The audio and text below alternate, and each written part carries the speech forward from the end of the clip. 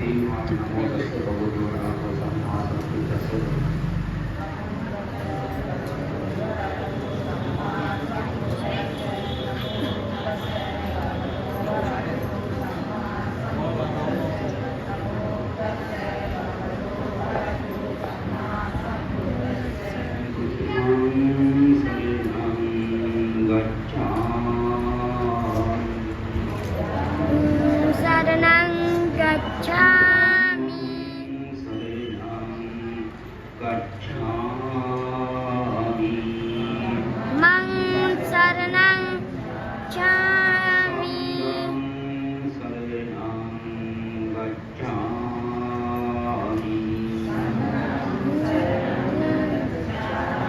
द्वितीयंपि बुद्धं शरणं गच्छामि।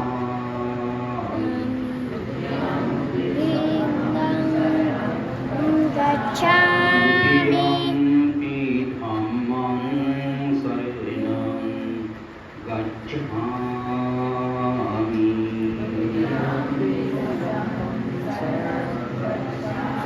द्वितीयंपि संघं शरणं गच्छामि।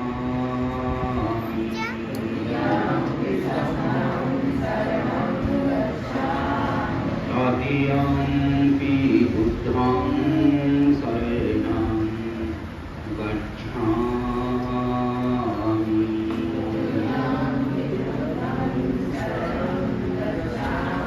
तृतीयंपि धम्मं शरणं गच्छामि।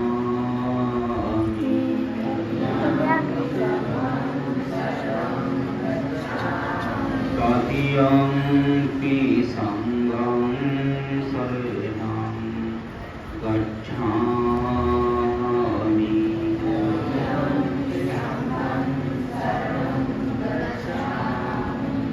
पाणातिपाता वेरमणि सिक्खापदं समादियामि।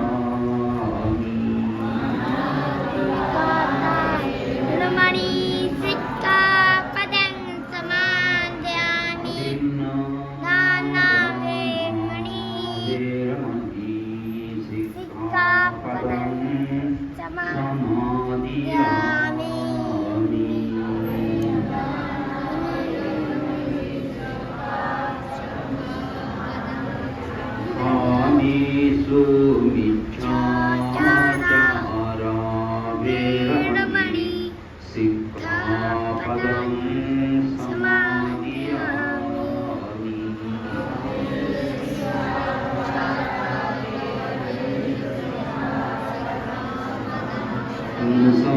मुसावादा वेरमणि सिक्खापदं समादियामि।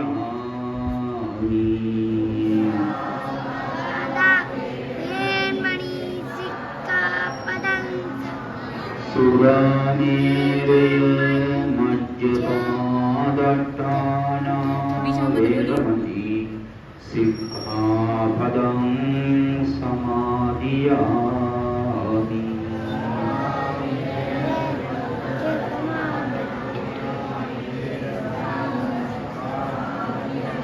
तिसरदीन सद्धिं पंचशीलं धम्मं साधुकं सुरक्षितं कृत्वा अपमादेन सम्पाद्येत।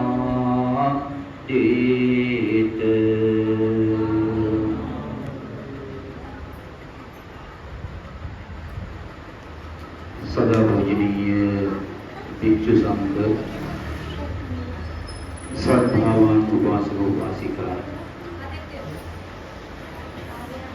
आज आप लोग इसी अवस्था में या वहां उपस्थित हुए हैं क्योंकि एक महापुरुष को स्मरण करना, अपने कृतज्ञ भाव के लिए व्यक्त करना। क्या कर रहा है? आपके जीवन सुधारने के लिए, आपको सही रास्ता दिलाने के लिए मेहनत किया हुआ व्यक्ति है ये बाबा साहेब अम्बेडकर जी। उन्हीं की जन्मदिन के शुभ अवसर पर उन्हें अपना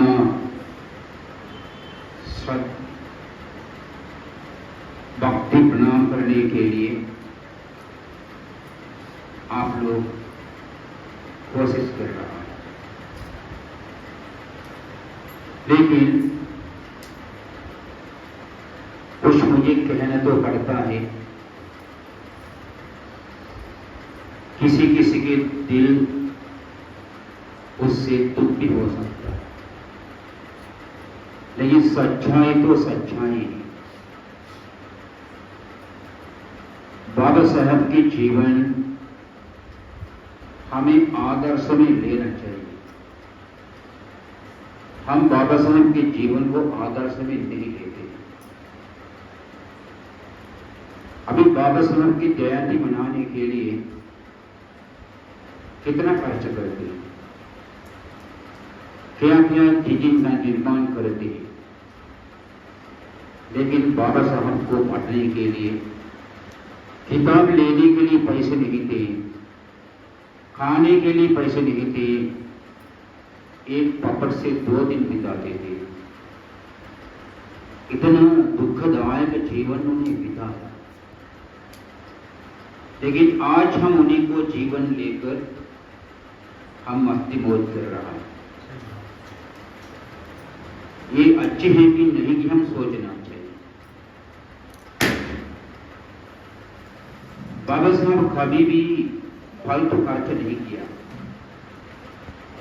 उन्हें पैसे का कीमत समझ में आया। रमाई भाई को भी सही रूप से दवाई पिला सका तो वो जिंदा हो जाते थे, लेकिन उसको दवाई करने के लिए भी पैसे नहीं थे, इसलिए उन्हें गुजर गए।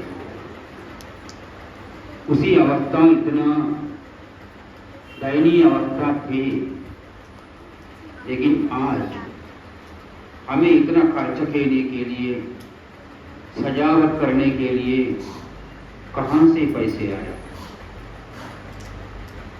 यदि बाबा साहब ने उतना दुख धारण नहीं किया, उन्हें पढ़ाई करके संविधान को नहीं लिखा, हमें बौद्ध समाज का रूपरेखा नहीं दिया, आज भी हम उसी स्थान करें। लेकिन अपने ऊपर कृपा करके, दया करके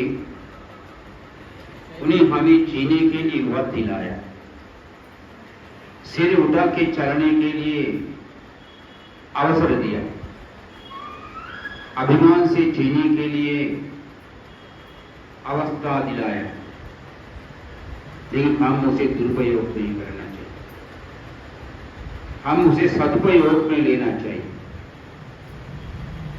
हम फालतू करने वाले खर्च कई गरीबों की उनकी पेट भरा सकते हैं।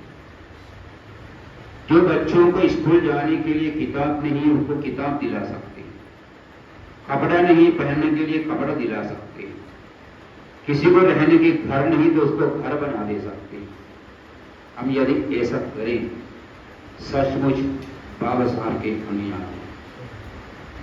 हम फालतू खर्च करेंगे, गाना गाएंगे, डीजे चलाएंगे, नाचेंगे, शराब पिएंगे, इधर उधर खाना फेंकेंगे, फालतू खर्च करेंगे, पटाखे चलाएंगे, हम बाबा साहब के अनुयायी नहीं, क्योंकि हम उसी जीवन को आदर्श में नहीं दिया हुआ। और हम बाबा साहब कभी नहीं चाहते खूनी करार में बाबा साहब को ये संकट था, ने लिखा भी है, मैं मेरे मरने के बाद लोग मुझे भगवान तो नहीं बनाएगा। वही किया लोगों ने, भगवान बनाकर पूजा करना शुरू कर दिया, बिना उन्हीं के रास्ते में चलना नहीं शुरू किया। हम जयंती मनाते, जयंती मनाने के लिए कई लोगों को कई लाभ भी होते हैं, लेकिन हम समझना चाहिए जयंती क्यों मना। बाबा साहब ने अपने जीवन में ऐसा होने थे क्या? बाबा साहब अपनी जिंदा रहते हुए जन्मदिन नहीं मनाया तो हम मरने के बाद उनके जन्मदिन मनाते। बाबा साहब ने हमें कुछ आदर्श दिया जीवन से। ये आदर्श आज समाज निर्माण करने के लिए हमें उपयोग हो जाता है। उससे व्यक्ति की गुरुत्व सुरक्षित हो जाता है और समाज को बनाए रखने के लिए काफी मदद मिल जाता है। और हम दूसरों को पीड़ा करते हैं। अम्बेडकर जयंती मनाने के लिए जबरदस्ती लोगों से पैसे वसूलता है। ये जबरदस्ती पैसे वसूलने वाले उससे कितना खर्च करते हैं, वो खर्च भी किस लिए करते हैं, कितना बचाते हैं, उसी पैसों से कितना शराब पीते हैं, कितना जुआ खेलते हैं। ये सभी बाबा साहब के जीवन के लिए आदर्श नहीं है। ये हम समाज में देखते हैं, इसलिए हम बताने के लिए डरते नहीं और हमें ऐसा नहीं करना चाहिए। भगवान ने हमें क्या दिया है? तिसरण सहित पंचशील दिया है। ये तिसरण में क्या कहता है? बुद्धं शरणं गच्छामि, धम्मं शरणं गच्छामि, संघं शरणं गच्छामि। बुद्धं शरणं गच्छामि का अर्थ क्या है? मैं बुद्ध की शरण जाता हूं। बुद्ध की शरण जाना माने बुद्ध ने जो पद प्राप्त किया उसी पद प्राप्त करने के लिए उन्हीं के जीवन जिस प्रकार संसार में चलाए वैसा अपने जीवन में चलाने के लिए वादा करते हैं। जैसे बुद्ध ही वैसा रहने के लिए वैसे आचरण करने के लिए देने वाले प्रतिज्ञा। लेकिन ये बुद्धं शरणं गच्छामि कहने के बावजूद भी कौन उसी प्रकार जीवन चलाते? कोई नहीं करता। धम्मं शरणं गच्छामि कहते, धर्म के शरण जाता है। धर्म के शरण जाना मैंने जो भगवान ने धर्म हमें दिया है, मैं उसी धर्म के अनुसार ही चलूंगा, धर्म के विरोध में काम नहीं करूंगा। वे प्रतिज्ञा देते हैं, कोई ऐसा चलता है। संघं शरणं गच्छामि, संघ के अनुसरण करूंगा। कौन करता है? संघ के विरोध करता है। बिहार में रहने वाले भिक्षु को बाहर निकालने के लिए प्रयत्न करता है, हकार देता है, भिक्षुओं को अपमान करता है, भिक्षुओं के खिलाफ मीडिया में लिख देता है। फिर भिक्षु का अनुसरण कैसा करता है? अभी ये सभी बाबा साहब ने हमें करने के लिए कहा, हम कर नहीं रहे। यदि बाबा साहब के प्रति हमारे दिल में श्रद्धा है, गौरव है, तो उसी वचन को इष्ट करना चाहिए। और पंचशील दे दिया, पानातिपाता वेरमणि सिक्खापदं समादिया, ये प्राण हत्या करने से विरत रहूंगा। प्राण कहा तो छोटी से छोटी प्राण भी प्राणी होती है, छोटी सी प्राणी से लेकर बड़े प्राणी तक किसी भी प्राणी का हत्या नहीं करूंगा, करने के लिए प्रयास भी नहीं रहूंगा, करवा तभी नहीं रहूंगा, ऐसा प्रतिज्ञा होती। लेकिन कौन पालन करता? अदिन्ना दाना विरमणि सिक्खापदा, मेरे चोरी नहीं करूंगा। चोरी मेरी जो वस्तु मेरा नहीं है, मैं समझता हूं मेरा नहीं है, फिर मेरा नहीं तो दूसरे किसी का, फिर दूसरे किसी की वस्तु पर चोरी के मन से हाथ नहीं लगाऊंगा। हाथ लगाने से थोड़ा इधर उधर हो गई, चोरी हो जाता है। इसलिए चोरी करने से भी विरत रहना। कितने लोग उससे विरत रहते हैं। कई प्रकार की चोरियां होती हैं।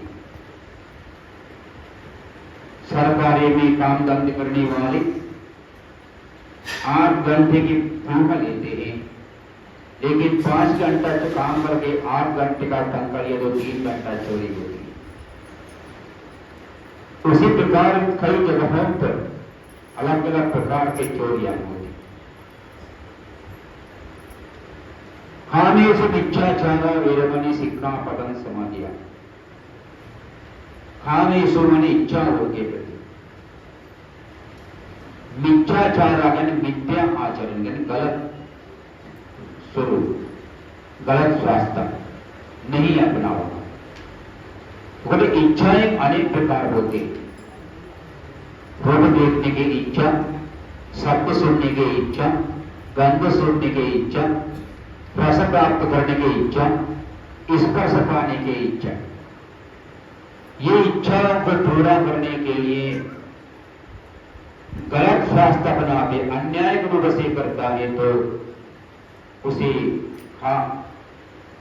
गलत खान सेवन कहता है। ऐसा नहीं करना चाहिए। न्याय के रूप से कर सकता है। भाई न्याय वाली जो समाज स्वीकार दे ये विधि अच्छा है, उसी विधि के से विचारना गलत नहीं। जिस विधि को समाज स्वीकार देते हैं वही विधि अपनाना गलत होता है। भगवान ने समाज के प्रति बड़ा ध्यान रखा है। यदि समाज किसी चीज पर विरोध करता है उसे करना मना कर दिया है। मुसावादा वेरमणि सिक्खापदं, झूठ नहीं बोलना। अभी कितने लोग उससे उत्तर रहता है। झूठ कहा तो सच्चाई तो है नहीं। सच्चाई बताने से विरुद्ध नहीं रहना चाहिए। सच्चाई बताना चाहिए, झूठ नहीं बोलना चाहिए। और सुना मेरे मध्य प्रमादाना वेरमणि सिक्खापदं। मादक द्रव्य, शराब आदि पीना, आज तो अनेक अनेक प्रकार की चीजें, कैप्सूल भी है, गोली भी है, पाउडर भी है, अनेक प्रकार की चीजें। लेकिन जिस चीजों से व्यक्ति के मनस्थिति बिगड़ जाता है, ऐसी चीजों का इस्तेमाल करने से दूर रहना चाहिए। लेकिन आज स्कूलों के बच्चों को बहुत इस चीजें को उपलब्ध करा देता और बहुत लोग उसी में लगी हुई है। भविष्य बड़ा अंधकार हो जाता है। फिर हम लोग समझने चाहिए बाबा साहब ने जो हमें दिया हम उसे पालन नहीं करता है। जो शरण जाने के लिए कहा उसे शरण दिया तो उसका भी पालन नहीं करता है। फिर हम बाबा साहब के वचन को किस प्रकार स्वीकार करें? हम ये कुछ मानते नहीं तो जाएंगे क्यों मानते? जिन्हें तिसरण पंचशील को मानते नहीं है, पालते नहीं है, जयंती बनाने के उसको अधिकार है। बाबा साहब के सामने हम झूठ व्यक्त नहीं करना चाहिए। सच्चे मन से काम करना चाहिए। श्रद्धा जो है बाबा साहब ने दिया हुआ चीजें सुरक्षा करना। बाबा साहब ने हमें धर्म सौंप दिया, हम उसी धर्म को सुरक्षा करना। धर्म सुरक्षा करने के लिए मंदिरों में ताला लगा रखने से नहीं होता। धर्म हम अपनाना चाहिए। धम्मं कायेन पश्यति, अपने अंदर से धर्म को देखना चाहिए। यदि आप हर एक व्यक्ति अपने अंदर से धर्म देखते हैं तभी आपने धर्म सुरक्षा किया। आप पंचशील का पालन नहीं करता है तो वहां धर्म सुरक्षित नहीं है। आगे बताने की भी जरूरत नहीं पड़ेगी। सिर्फ पंचशील का पालन करता है आप धर्म सुरक्षा कर सकता है। धर्म ने अपना आचरण, अच्छे आचरण में रहना, कायेन संवरो साधु, साधु वाचाय संवरो, मनसा संवरो साधु, साधु शब्दत्व संवरो। कायिक रूप से हम संयम रखना चाहिए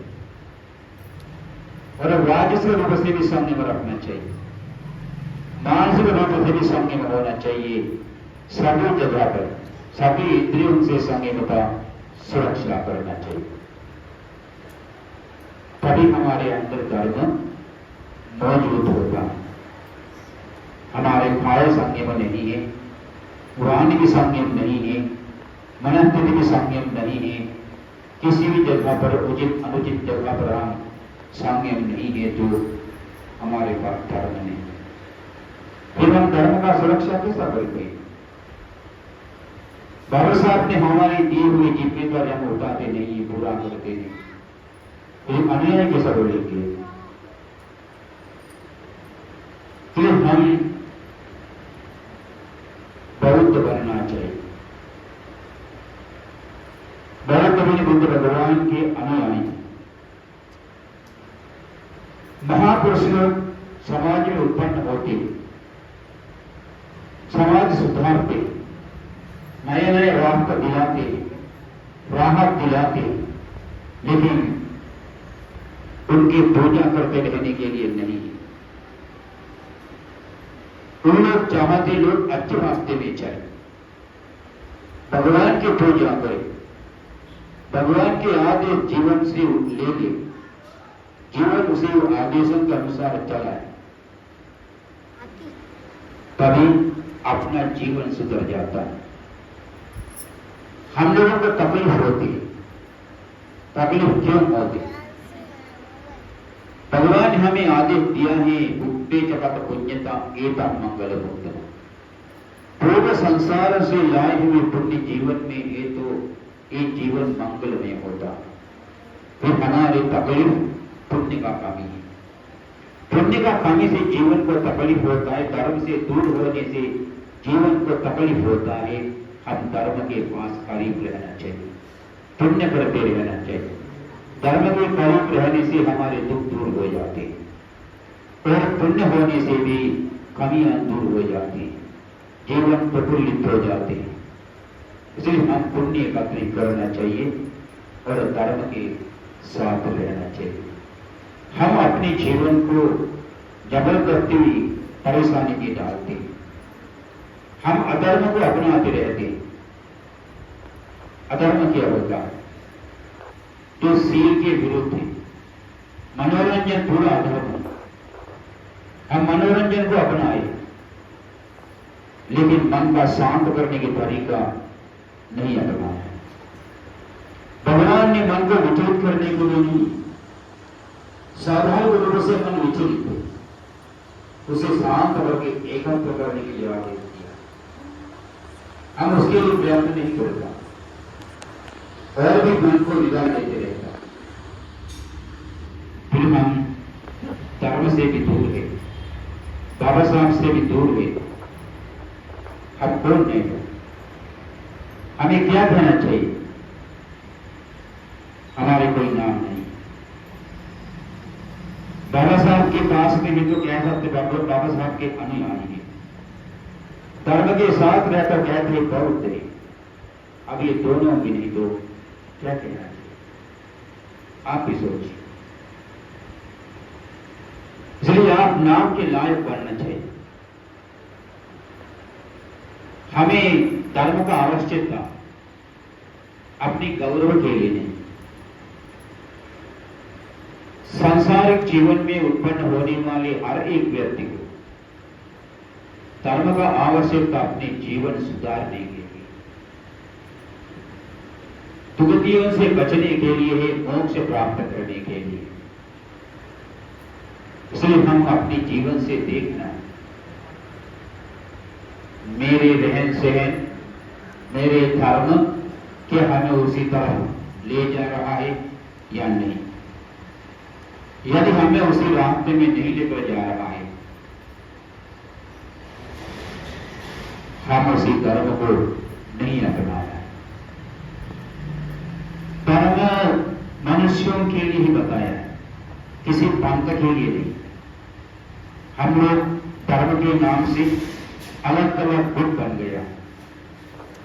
भगवान जब दुनिया में आए, ऐसे कोई भी गुट नहीं, ये हिंदू है, ये पंजाबी है, ईसाई है, मुसलमान, ऐसे कोई नहीं था। उसी वक्त था क्षत्रिय, ब्राह्मण, शूद्र, वैश्य, ये चारों लोगों को भगवान ने रास्ता बताया, चारों को बताया। तुम ये उत्पन्न हुआ है, लेकिन उत्पन्न होने के बाद बहुत दुख धारण करना पड़ा।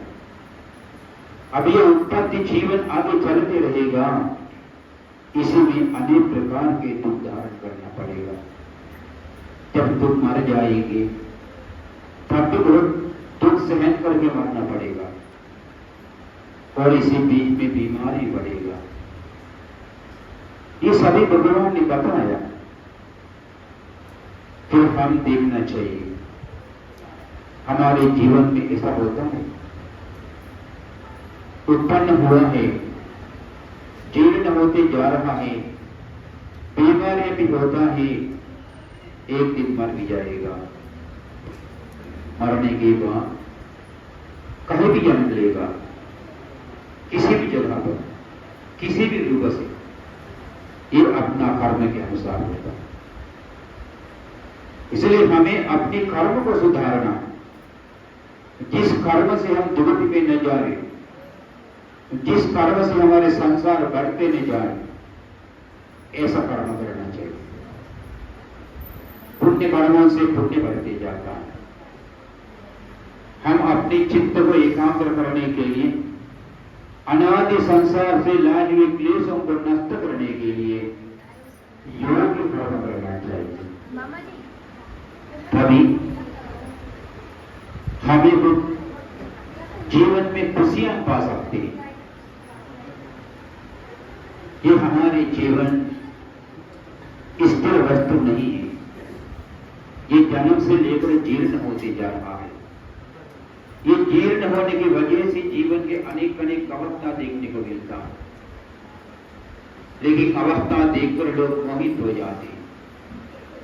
उसी मोहित होने की वजह से अकुशल कर्म सिद्ध करते हैं, फिर पाप इकट्ठा करता है, पुण्य दूर हो जाता है।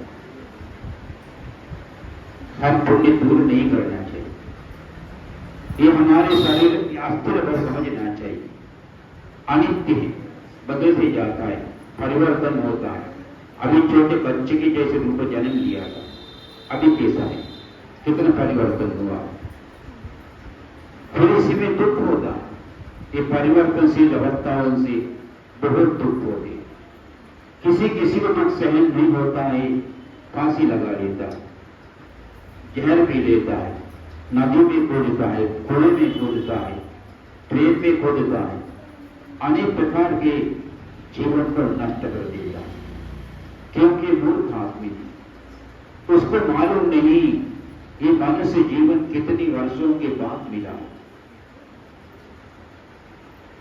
आप लोग ये नहीं समझना कल भी हम मनुष्य थे, आज भी मनुष्य है, आने वाले कल मनुष्य बनेगा, ये गलत चिंतन है।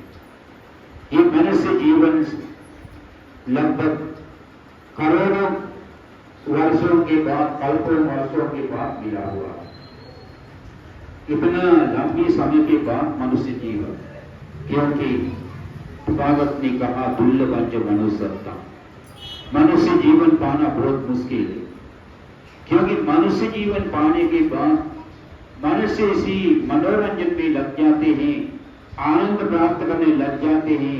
ये शरीर का जीर्ण होना नहीं देखता है, बीमार पड़ना नहीं देखता है, मरना नहीं देखता है।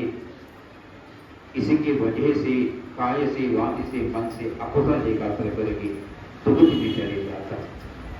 दुर्गति में गए हुए व्यक्ति जल्द वापस नहीं आते, करोड़ों कल्पों तक वही रहना पड़ता है। इसके बाद मनुष्य लोग आगे आदमी अच्छी आदमी के रूप से नहीं आते, बहुत समय के बाद अच्छे रूप में जाते। इसलिए मनुष्य जीवन बहुत मुश्किल चीज है, लेकिन हमें भाग्य है ये मुश्किल जीवन हमें प्राप्त किया। प्राप्त किया तो इसे खेल के मैदान में उतारना नहीं है, इसी को समझना चाहिए। ये जीवन बार बार पाएंगे।